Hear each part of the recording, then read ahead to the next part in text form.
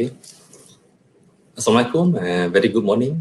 I'm Jamaal Hoesni, Head for Quantitative Geology at Basic Prime Lab ICEA. Today, I would like to take this opportunity to share with you all some of the technology that we have in-house that could help and assist in your exploration requirements. So I'm going to discuss in 4 view graphs that I have here. One, talk about exploration challenges. We then move on to look at the integrated GNG solutions that we have at Basic Prime Labs. I would like to focus specifically on the coupling of the stratigraphic forward models and also petroleum system modeling to help us better understand about the petroleum system, trap, seal, and the pore pressure. And then I wrap up with the summary. There have been few publications sharing about the result from dry hole analysis, and it can be attributed to different or wide range of challenges. It can range from missing of some of the critical elements in the petroleum system, such as the source rocks, seals, or reservoir. The absence can also be attributed to the leakages because of failure in the top seal or lateral barrier. And also, most critical is the lack of charge due to the absence of source rocks. Unfortunately, most of the wells were drilled on top of the structure where the critical elements such as the source rocks are not normally accounted or visible. Here is an example of a published work on the left by ExxonMobil, which shows that 51% of the failure or dry holes attributed to lack of traps or seal, and the remaining 22% for lack of reservoir or impact, and also missing of the critical petroleum system elements, the remaining 27. On the right is another example from a North Sea. Again, seals and traps seems to be on top of the list. Different basins, different areas will have different challenges and issues. And for that, at Basic Prime Lab, we do have a range of expertise to cater for a specific needs. And we can customize some of the work scopes to tackle these specific needs or the requirements by different companies operating at different basins and challenges. Here is an example of an integrated GNG solutions that we have in-house. We have a teams of petrophysicists, geochemists, sequence stratigraphers, sedimentologists, and geophysicists. From petrophysics, we have a teams that be able to come up with the logs, processing, analysis, determine the reservoir properties. Geochemists to carry out the source rock identification, oil to oil or oil source correlations, determine the oil families. Sequence stratigrapher and sedimentologists deriving the stratigraphic frameworks, coming up with the depositional models, and a team of geophysicists and structural geologists to do the seismic interpretation, prospect mappings, and we also have teams to do an advanced QI for de-risking of these prospects. Here's an example workflow for prospect evaluation. Together with the teams, we also have our in-house software and tools that would enable us to carry out this study. We have an easy trace log processing software that we are able to do characterize petrophysical analysis. We have interware seismic inversion software to do a reservoir characterizations. And we have Dinosaurs Flow and also Themis Flow. Dinosaurs Flow is a stratigraphic forward modeling software, and Themis Flow is a petroleum system modeling software. So I will be focused a little bit more on these two software and how we couple these two to provide us a better picture about the seals, pore pressure, and also hydrocarbon charge.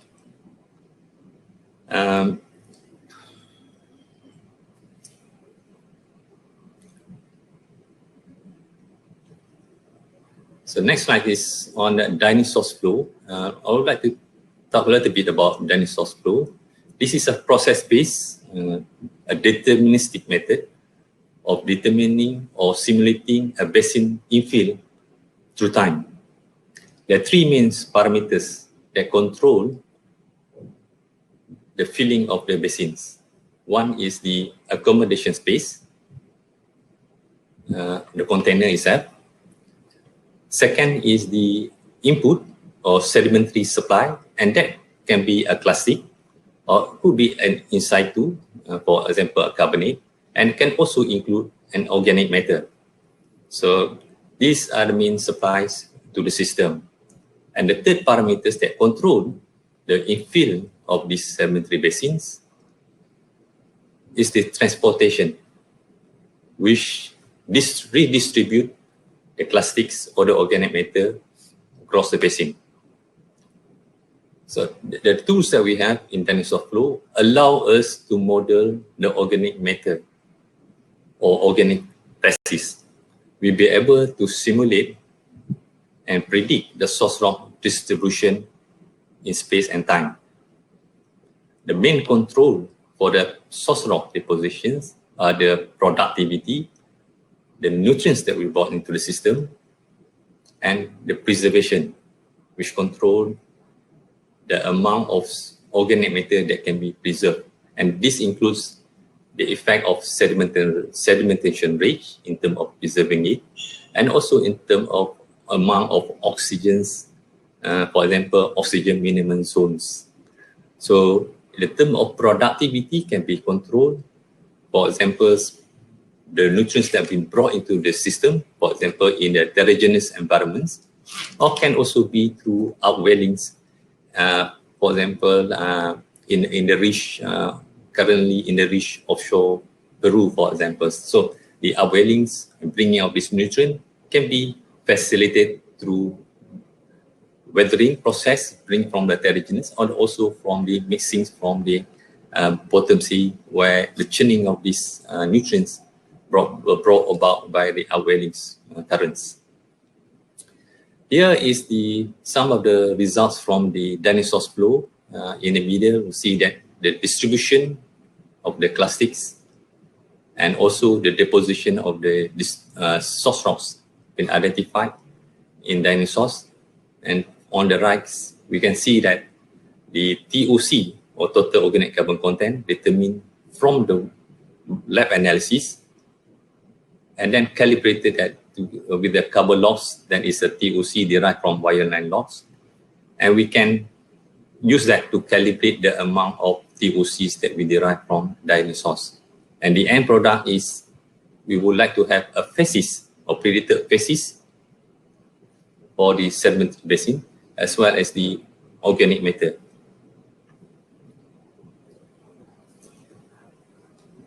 One of the main output from dinosaurs is the distribution of these low permeability rocks, for example, shales. So shales have a major control in terms of the fluid flow in the basin. So using the output from the dinosaurs flow, for example, the shale distributions, we will be able to map and input that into our PSM, or petroleum system modeling, to better constrain the pore pressure prediction and fluid flow. So on the left is the output from dinosaurs. In the middle is a petroleum system models that we use and input from the PSM, from FSM, to come up with our geological models. And on the right are some of the output results from the petroleum system modeling. I would like to highlight in the middle is the pore pressure profile that we can use to calibrate. The top figures are the cross sections for overpressure distribution derived from PSM. And then in middle figure is showing the amount of hydrocarbons that be generated through times once we've done with the thermal and pressure modeling. And the bottom part is the fill and spill for the traps and the prospects that we identified in the study. So having an output from Dionysos higher resolution, we'll be able to control and model efficiently the fluid flow in the system, which affect the migration and also the pore pressure distribution. So our pore pressure predictions will have a better constraint compared to if we were, for example, to use just a layer cake stratigraphy. So I stressed just now the coupling of forward stratigraphic model and petroleum system model. Here is an example of a customized workflow looking at the pore pressure and regional seal assessments. On the left is the results from Dionysos flow, which shows in green the low permeability, it's a shale, and the lighter colors more higher permeability such as sand. So from Dionysos, we'll be able to characterize the distribution of sand and shale in the basin. On the right is a workflow, a dedicated workflow, looking at pore pressure and seal assessment. So we start off with wireline logs, seismic data, interval velocity data, drilling informations, temperature data, and also pressure test data. The first step to do is to identify what would be the overpressure generating mechanisms operating in that particular basin. So from wireline logs using velocity intensity plot, we'll be able to determine whether the overpressure generating mechanism here are solely compaction distribution, or could that also be a secondary overpressure mechanism such as hydrocarbon generation, clay dehydration, unloadings, fluid transfer, and so forth. So once we identify what is the main cause for overpressure and any additional overpressure mechanisms, the secondary mechanisms, we would then be able to use an appropriate equations or methods to derive this pore pressure. So using a petrophysical wireline loss, sonics and resistivity, we determine what would be the pore pressure down the well and derive the normal compaction trends, which then fed into a seismic to derive a pore pressure cubes. So the NCT or normal compaction trend are derived from a petrophysical, and any differences between the observed pressure and also the pressure that been derived from wireline logs, we then be able to estimate the amount of additional pressure resulting from secondary mechanisms. This would then fed into a Themis flow where we be able to do a forward model for pore pressure distribution. And going into Themis is the output from Dionysos, which provide us the distribution for the low permeability sediments.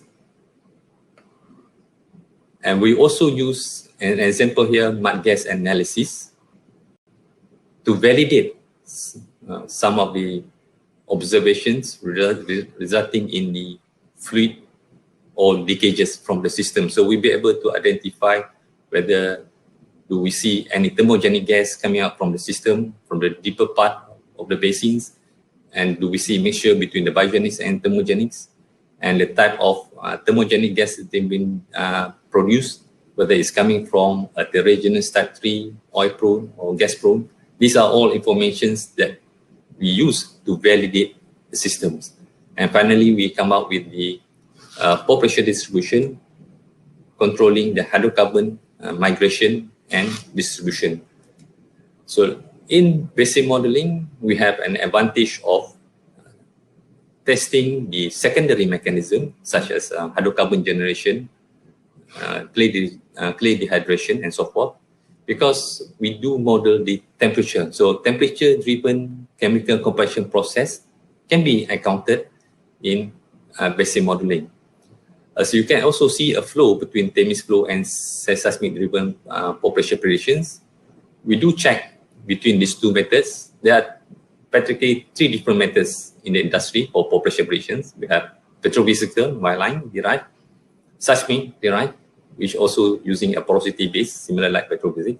And we also have a third option is a forward model, such as the one we use here in Themis flow. So if we do observe a similarity in terms of the population distribution derived from 3 different methods, that will give us some confidence or provide us a confidence level. If we do see any variations among these methods, then we can relook at the models and think about whether the differences are real. In other words, the seismics and the petrophysics mainly determine population derived from compaction disk, mechanical compactions. Now, if we do see variations, and that's just with what we saw from the well data, that there can be a secondary mechanism, then that will be covered under Themis flow. So basically, having these 3 different methods, we have a better confidence in terms of deriving the pore pressure and also assess the seal capacity and the seal integrity across the basin. So to sum up, in basic framework, we be able to customize different methods, different work scopes to cater for a specific challenges or exploration needs required by the clients. We have a complete source-to-track evaluation. We have a tools, stratigraphic fault modeling that be able to simulate the infilling of the sedimentary basin and what going on after this deposition of the system elements through the processes we can model using a forward pattern system modeling such as Themis flow to complete the picture from generation and infilling of the traps. On top of that, I say that we also have teams that be able to use different tools and different data to calibrate and validate the models. For example, the mark gas analysis that we have shown just now on the right, you'll be able to characterize the petroleum system or the charge that will be able to help or answer some of the questions that might arise when we do the simulation. So the models, the FSM and the FSMs are truly calibrated and validated with the available data. So with that, I conclude my talks. I hope you will stay on and enjoy the remaining talks by my colleagues, focusing on some of the examples and case study that we have conducted in basic framework. Thank you.